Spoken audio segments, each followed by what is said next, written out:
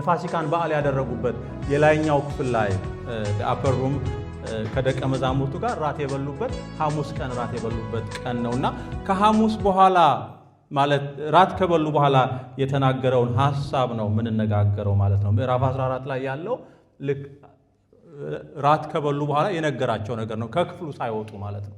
ራት ከበሉበት ክፍል ሳይወጡ የተናገረው ሐሳብ ነው። ለምን ምዕራፍ 14ን ካላችሁኝ በጣም ቁልፍ የሆኑ ነገሮችን የምንማርበት ክፍል ነው። ምዕራፍ 14 ስለ ሥላሴ በጣም በግልጽ የተቀመጠበት ክፍል የመጽሐፍ ቅዱስ ክፍል የዮሐንስ ወንጌል ምዕራፍ 14 ነው ብዬ አስባለሁኝ። ወልድ ነው የሚናገረው፣ ስለ አብ ይናገራል። ወደ አብ ሄዳለሁ ይላል። ሄጄ ደግሞ በዛ ስፍራ አዘጋጅላችኋለሁ፣ እናንተም ደግሞ ከኔ ጋር እንድትሆኑ ተመልሼ ደግሞ መጣና ወስዳችኋለሁ፣ ቤት አዘጋጅላችኋለሁ በአብ ዘንድ እያለ የሚናገርበት ክፍል ነው። ይሄንን የሚናገረው ወልድ ነው፣ ግን ወደ አብ ደግሞ ወስዳችኋለሁ የሚለው ደግሞ እሱ ነው። እኔና አብ ደግሞ እኔን ያየ አብን አይቷል ያለበት ክፍል አለ። ከዛ ደግሞ እኔ ወደ አብ ሄድና አብን እለምነዋለሁ መንፈስ ቅዱስን ደግሞ ይልክላችኋል ብሎ ስለ ሥላሴ በግልጽ የተነገረበት ክፍል ነው። እሱን የምንማርበት ነው። ሌላኛው ስለ ተስፋና ስለ ፍጻሜ ወገኖቼ፣ እኔና እናንተ ተስፋ ያለን ሰዎች ነን። መጨረሻ ያለን ሰዎች ነን። መጨረሻችን ምድር አይደለችም። መጨረሻችን በላይ በሰማይ በአብ ዘንድ ከክርስቶስ ጋር ነው። ክብር ለኢየሱስ ይሁን። የኔና የናንተ መጨረሻ የኔና የናንተ ተስፋ ይሄ ምድር አይደለም። እቺ ምድር ምንም ለናንተ የምትሆን ተስፋ የላትም። ግን በአብ ዘንድ ተስፋ አለን። ክብር ለስሙ ይሁን። እኔና እናንተ ተስፋችንና መጨረሻችን ጌታችን ኢየሱስ ክርስቶስ ይመጣና ይወስደናል። ስለዚህ ስለ ተስፋ የሚናገር ክፍል ነው። ስለ ፍጻሜ ይናገራል። ፍጻሜ አለን። ይቺ ምድር ያበቃላታል። እኔና እናንተ ፍጻሜ አለን። ፍጻሜያችን ቅድም እንደነገርኳችሁ በአብ ቀኝ ከክርስቶስ ጋር ነው። ሃሌሉያ። ስለ ድህነት በግልጽ የተነገረበት ክፍል ነው። እኔ መንገድ እውነትም ሕይወትም ነኝ ብሎ ጌታ የተናገረበት ክፍል እንደሆነ እናስታውሳለንና ጌታ በዚህ ክፍል 3 ጥያቄዎችን መልሷል። 4 ተስፋዎችን ደግሞ ሰጥቶናል በዮሐንስ ወንጌል ምዕራፍ 14 እና በጣም ትልቅ ሐሳብ የያዘ ምዕራፍ ነው።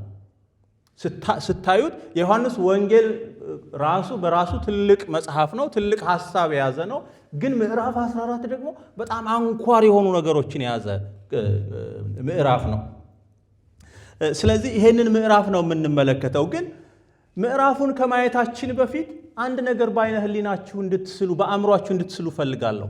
በላይኛው ክፍል ራት በበሉበት ሐሙስ የፋሲካን ራት በበሉበት ክፍል ያለውን ድባብ በዓይነ ሕሊናችሁ እንድትቃኙ ትፈልጋለሁ። እንደምታውቁት ክፍሉ ገና በፋሲካው ምግብ ሽታ እንደተሞላ ነው።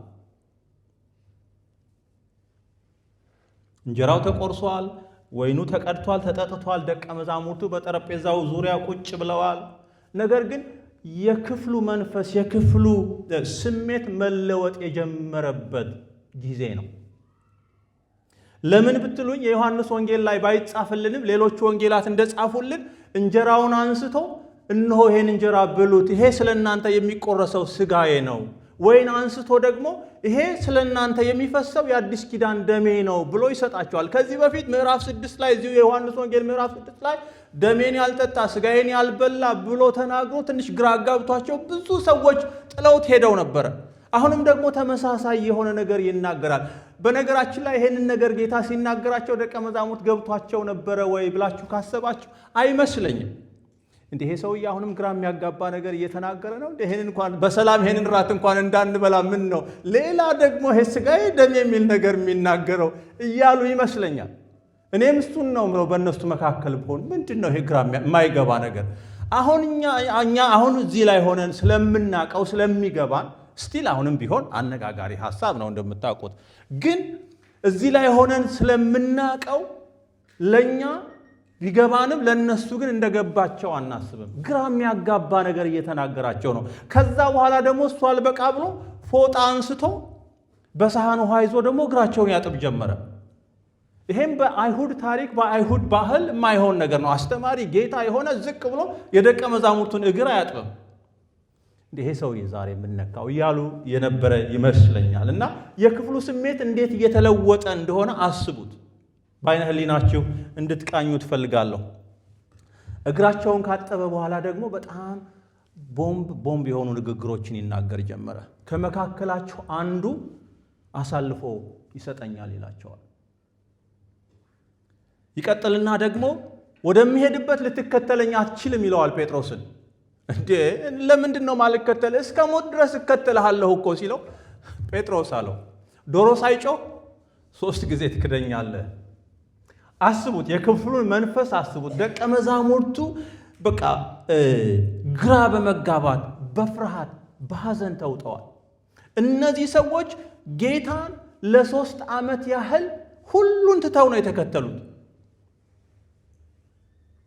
የእስራኤልን መንግስት ይመልሳል ብለው ተስፋ አድርገው ነበር። የእስራኤልን መንግስት መመለስ ወይንም መመስረቱ ይቅርና ጭራሽ ሞታለሁ፣ እሄዳለሁ፣ ልትከተሉኝ አትችሉም፣ ግራ የሚያጋቡ ነገሮችን እየተናገራቸው እንደሆነ ትመለከታላችሁ። ልባቸው ተሸብሯል። አእምሯቸው ግራ በመጋባት ተሞልቷል። የሚወዱትና ተስፋ ያደረጉት ጌታ በአካል አብሯቸው እንደማይሆን እንዲሁም ደግሞ በሰው ልጅ ታሪክ ውስጥ እጅግ ጨለማ የሆነውን 72 ሰዓት ሊጋፈጡት እንደሆነ እየነገራቸው ነውና እንግዲህ በዚህ ከፍተኛ ውጥረት ውስጥ ሆኖ በዚህ ማለት ውጥረት በተሞላበት ሁኔታ ውስጥ ሆኖ ነው እንግዲህ ኢየሱስ ምዕራፍ 14 ላይ ያለውን ትምህርት ወይንም የመጨረሻውን ራት ትምህርት ለደቀ መዛሙርቱ ማስተማር መናገር የጀመረው ማለት ነው። በዚህ ወቅት የነገራቸው ነገር ወገኖቼ ስነ መለኮት አይደለም፣ ሕይወት ነው። ራሱን እንደሚሰጣቸው የነገራቸው ነው። ለፍርሃታቸው፣ ለጥያቄዎቻቸው፣ ለወደፊታቸው፣ ለግራ መጋባታቸው መልስ የሚሆኑ ቁልፍ ነገሮችን እየነገራቸው ነው። በዚህ ምዕራፍ ከአፉ የወጣው የመጀመሪያው ነገር ብትመለከቱት ለምዕራፉ መህልቅ የሚሆን አንከር የሚሆን ነገር ነው እየተናገረ የነበረው። ምን ይላል? ቁጥር 1ና ቁጥር 27ን ብትመለከቱ ኢየሱስ ንግግሩን የጨረሰው በጀመረበት ሐሳብ ነው። ሲጀምር ልባችሁ አይታወክ ብሎ ቁጥር 27 ላይ ደግሞ ልባችሁ አይታወክ የሚል ቃል ተናግሮ በዛ ነው የጨረሰውና በጀመረበት ሐሳብ ነው የጨረሰውና ዋና ሐሳብ ነው ብዬ አስባለሁ። ምናልባት እንዴት እንዲህ ሊል ይችላል ብሎ ሊያስቡ ይችላሉ ደቀ መዛሙርቱ ብዬ አስባለሁ።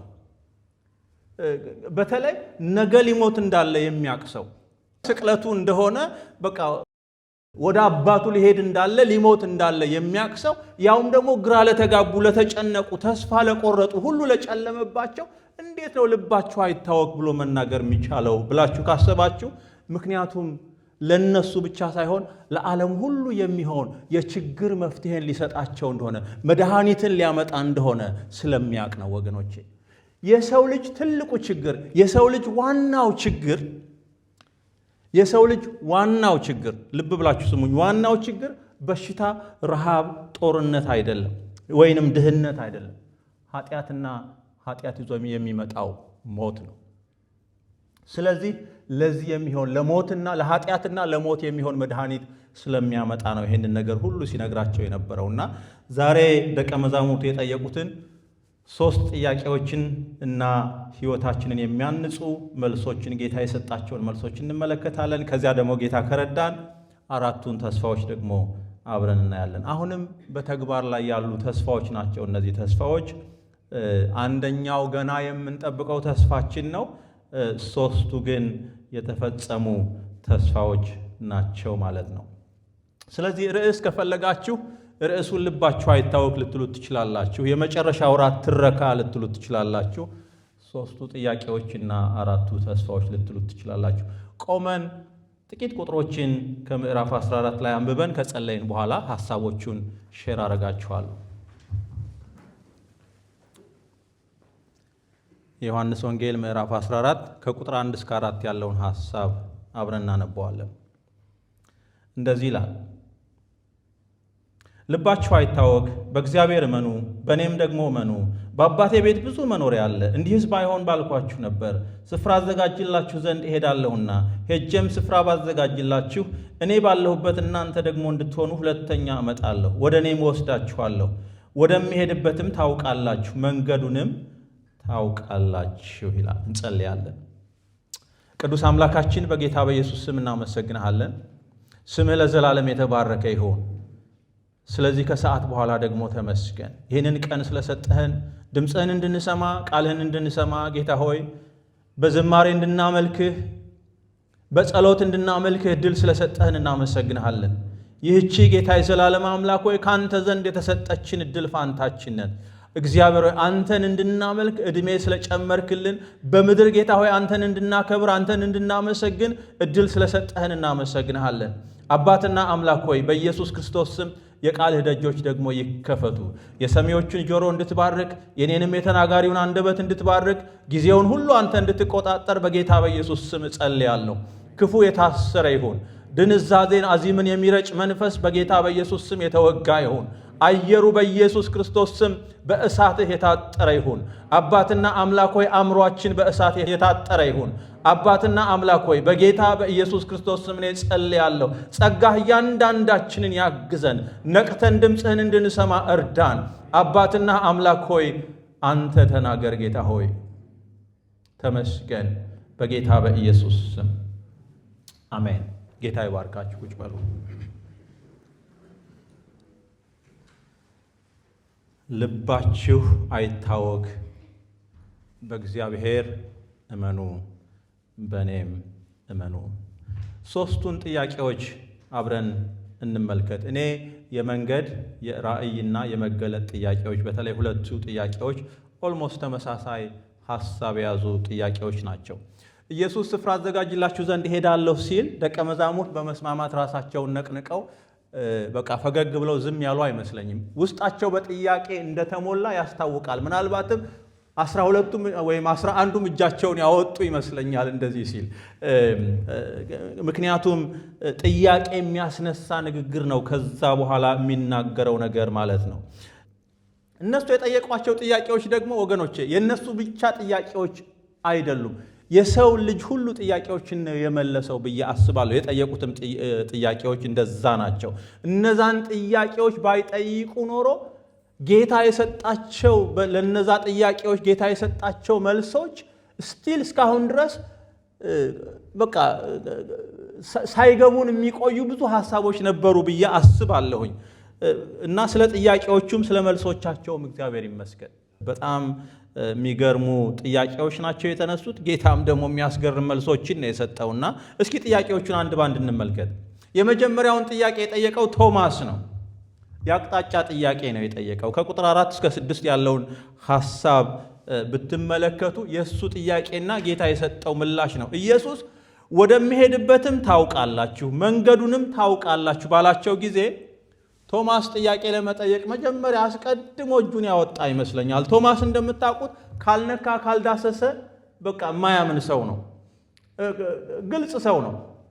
ይሄ ማለት ምንም እሱን ቶማስን ለመውቀስ የተነሳ ሐሳብ አይደለም፣ ማንነቱ ነው። አያችሁ፣ ሁላችንም የተጠራ ነው እንደ ማንነታችን እንደተሰጠን እንድንኖር ነው እንጂ እንደ ሌላው እንድንሆን አይደለም። ወይንም ደግሞ እሱ አሁን እንደ ሌሎቹ ቢሆን እንደነ ጴጥሮስ ልሁን ቢል ግብዝነት ነው የሚሆነው። አይደለማ፣ ማንነቱ አይደለማ። ስለዚህ ጌታ የተናገረውን ነገር ሲሰማ እሱ የፈለገው አንደኛ አድራሻውን ፖስት ኮዱን ስትሪት ነምበሩን ነው የሚፈልገው። ጂፒኤስ ኮኦርዲኔት ነው የሚፈልገው እሱ።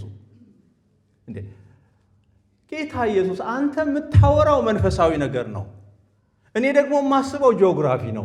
ይሄ የምትለው አድራሻ እሄዳለሁ የምትለው የምትሄድበት መንገዱንም ታውቃላችሁ የምትለው የት ነው ብሎ የጠየቀ ይመስለኛል። ቁጥር 5 እንመልከት።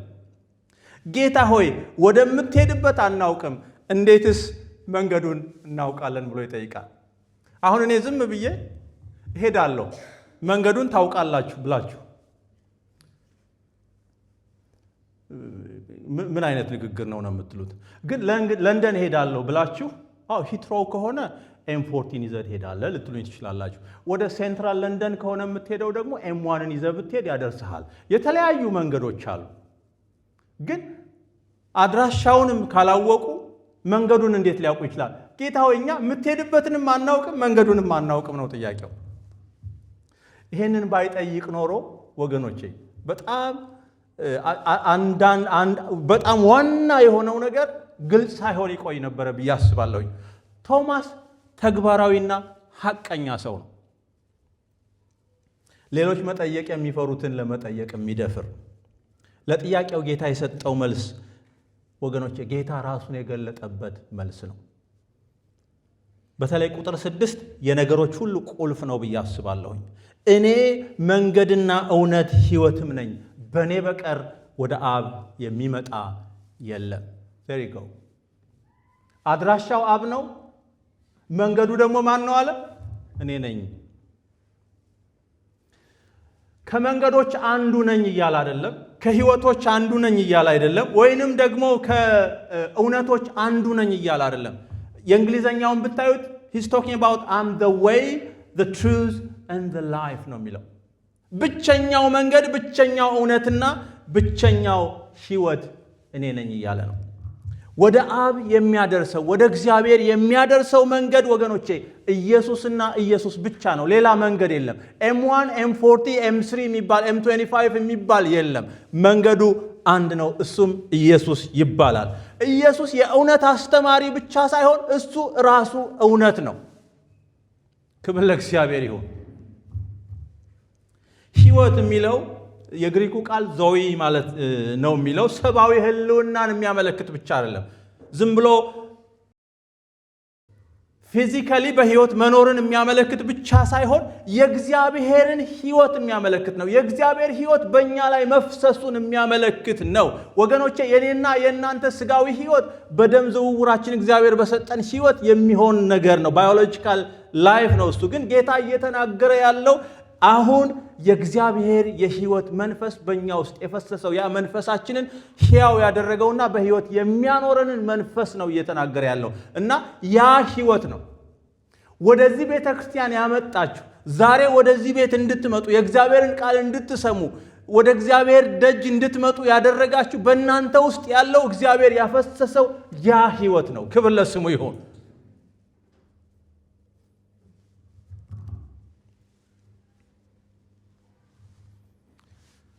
ወገኖቼ እልፍ ፍልስፍናዎችና መንገዶች፣ ሚሊዮን ድምጾች በየሶሻል ሚዲያው በመሉበት በዚህ ዘመን እኔ መንገድ ነኝ የሚል ብቸኛው አንዱ ኢየሱስ ብቻ ነው።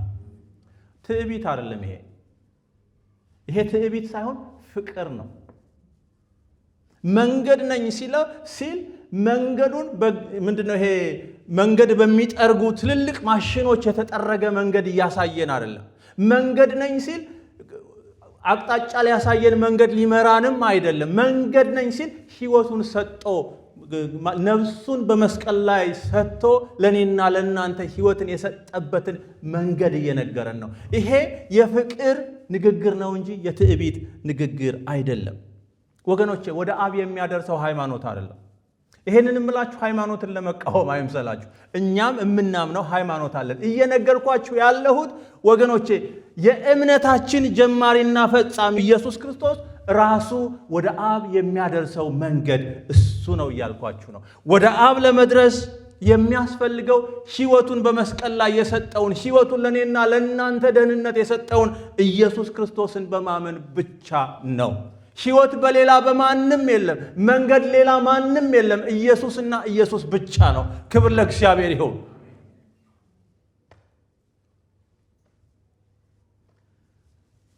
በሌላው የሕይወት አቅጣጫ ብዙ መንገዶች ሊኖሩ ይችላሉ።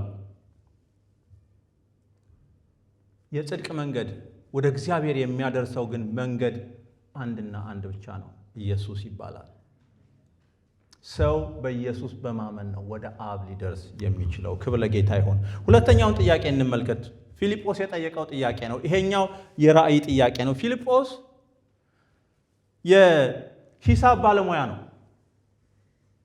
ፊልጶስ ኢየሱስ 5000 ሰዎችን በመገበ ጊዜ ጌታ ሆይ እያንዳንዳቸው ትንሽ ትንሽ እንኳን እንዲቀምሱ እንዲበሉ ሳይሆን እንዲቀምሱ እንኳን ቢያንስ የ200 ዲናር እንጀራ አይበቃቸውም ያለ ሰው ነው። ካልኩሌት አድርጎ ያለውን ሰው ያንን 5000 የሚያህለውን ሰው ከ5000 በላይ ናቸው፣ ወንዶች ብቻ ናቸው 5000 የተባሉት። ግን ህዝቡን አይቶ የ200 ዲናር እንጀራ ቢገዛ እንኳን አይበቃም ያለ ሰው ነው። በጣም የካልኩሌሽን የሂሳብ ሰው ነው፣ ቀመር የሚሰራ ሰው ነው። እና ይሄ የ200 ዲናር የሚለው የአንድ ሰው የግማሽ ዓመት ደሞዝ ነው።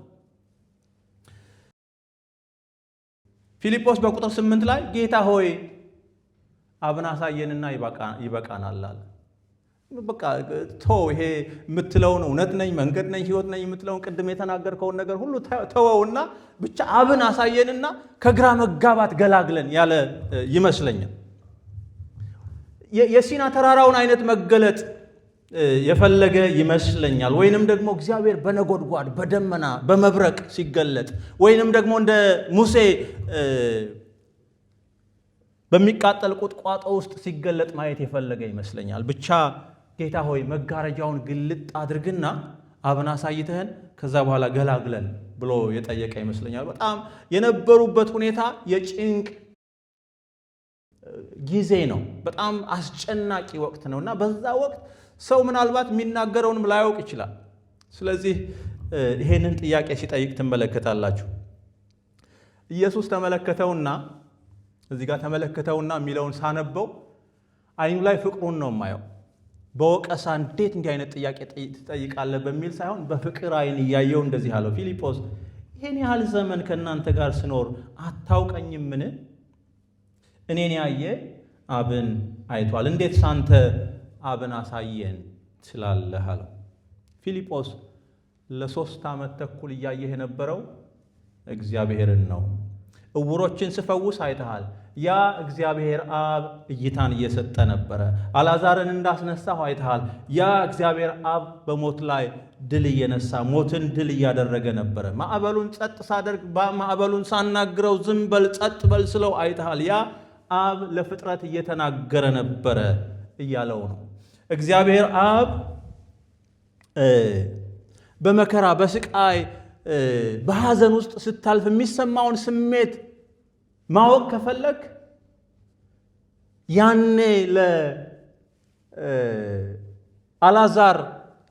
በአልዓዛር ሞት ምክንያት ያለቀስኩትን ለቅሶ ያነባሁትን እንባ ያዘንኩትን ሐዘን ተመልከት። ያ ስሜት የኔ ስሜት ብቻ ሳይሆን በእኔ ውስጥ ሆኖ አብም ይሰማው የነበረው ስሜት ነው እያለው ነው። እና አብ ይሰማው የነበረውን ስሜት የአብን ማንነት ማወቅ ከፈለግ እኔ ያደረግኩትን ነገር ተመልከት።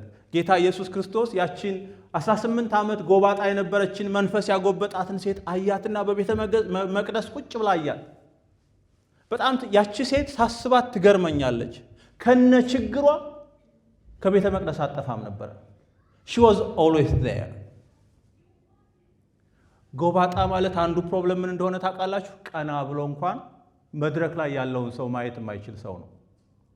ጌታን በዓይኗ አይታ ማወቋን አይዳውት።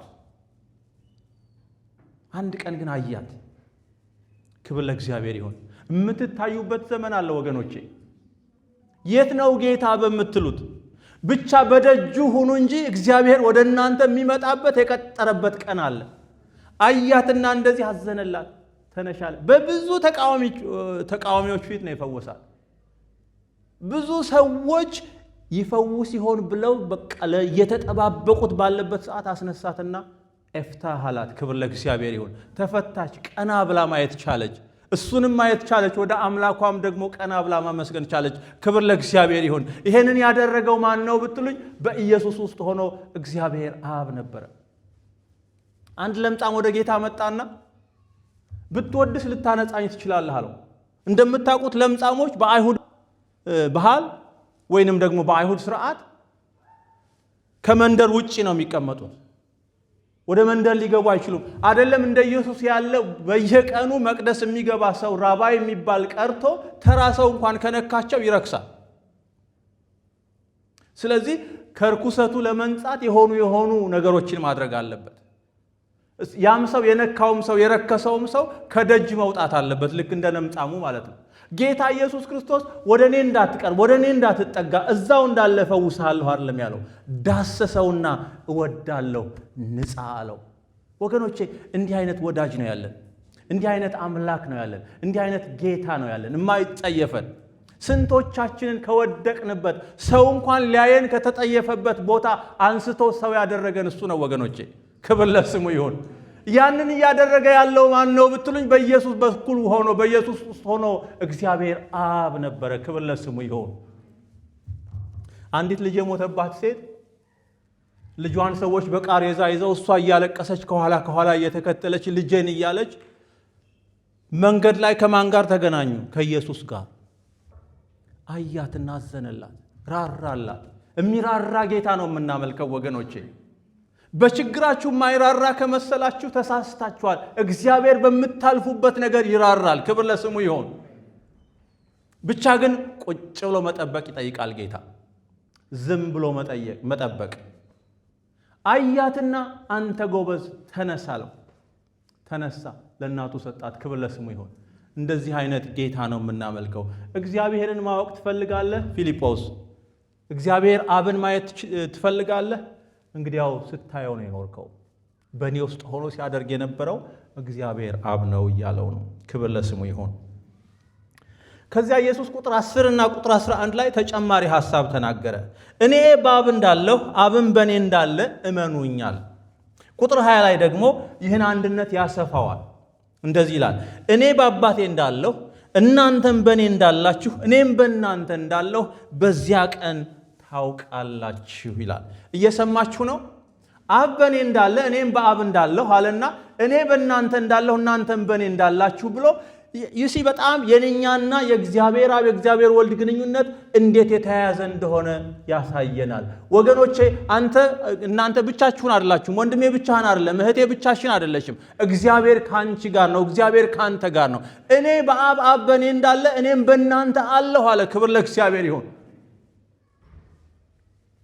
ምን እያለ ነው ካላችሁኝ፣ እግዚአብሔርን ወደ ውጭ አንመለከተው፣ እግዚአብሔርን ወደ ውስጥ ነው የምንመለከተው። ምክንያቱም እግዚአብሔር በእኛ ውስጥ ይኖራል። ይሄ ደግሞ ምሳሌያዊ አነጋገር ሳይሆን ይሄ እውነተኛ አድራሻችን ነው። እኛ አድራሻችን በእግዚአብሔር ዘንድ ነው። ቆላስያስ ላይ የእግዚአብሔር ቃል ሕይወታችሁ በእግዚአብሔር ከክርስቶስ ጋር ምን ብሏል? ተሰውሯል ይላል። ጠላት አርፎ ስለሚተኛ አይደለም በሕይወት ያለህ ወንድሜ፣ በእግዚአብሔር ውስጥ ስለተሰወርክ ነው። እግዚአብሔር ስለሸሸገህ ነው። እግዚአብሔር ከለላ ስለሆነ ነው።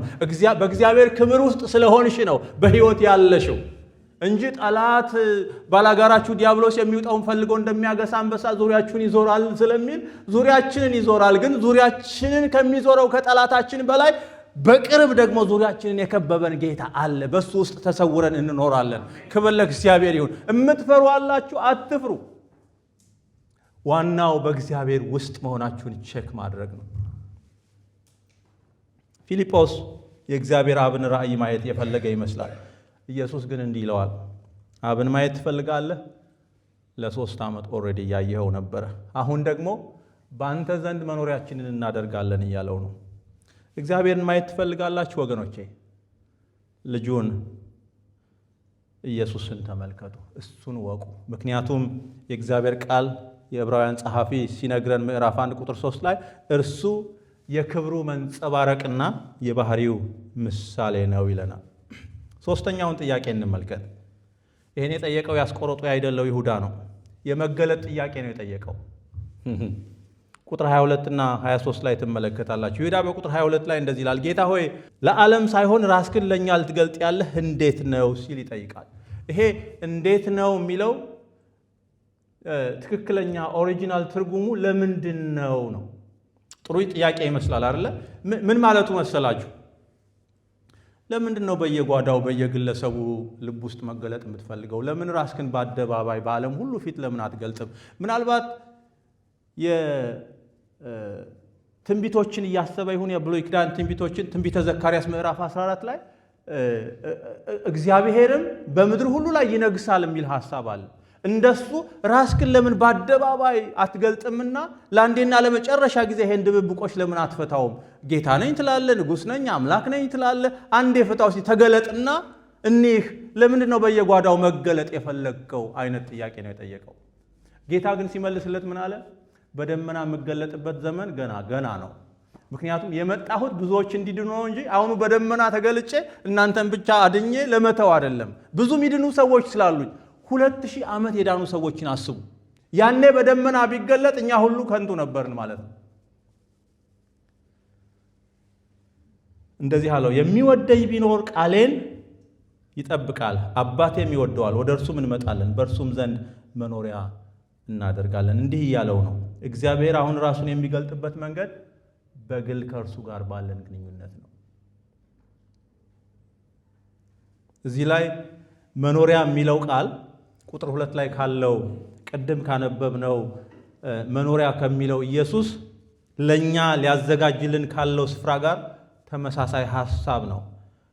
ወደ እርሱ እስክንሄድና ከእርሱ ጋር መኖር እስክንጀምር ድረስ አሁን እኛ የእግዚአብሔር መኖሪያ ነን። በመጨረሻ ደግሞ እሱ የኛ መኖሪያ ይሆናል።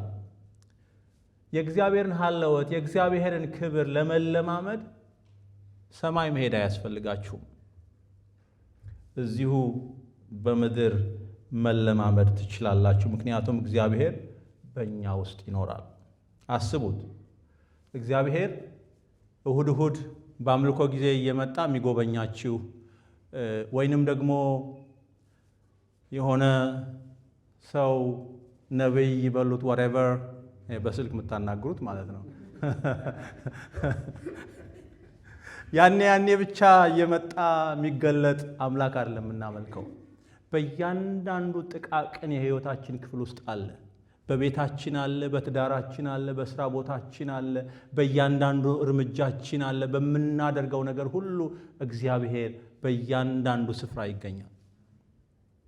የእግዚአብሔር ሀለወት በእያንዳንዱ የህይወታችን ክፍል ነው። እግዚአብሔር እንደውም ወደ ጌታ ስንመጣ ጌታችንን መድኃኒታችንን ኢየሱስ ክርስቶስን ጌታችን አድርገን ስንቀበለው ምን እንደሚያደርግ ታውቃላችሁ? ልክ ለእንግድነት እንደሚመጣ ሰው ሳይሆን ጓዙን ጠቅልሎ ወደ ቤታችሁ እንደሚመጣ ሰው ሻንጣውን ይፈታታና ልብሶቹን የልባችሁ ቁም ሳጥን ላይ ይሰቅላል። ስዕሎቹን የልባችሁ ግድግዳ ላይ ይሰቅልና ሶፋችሁ ላይ ቁጭ ብሎ ተንሰራፍቶ ቁጭ ይላል። ቁም ነገሩ ወገኖቼ፣ ቁም ነገሩ እግዚአብሔር እዛ በሰማይ አለ ወይ አይደለም፣ እግዚአብሔር እዚህ እኔ ጋር በልቤ ውስጥ አለ ወይ ነው።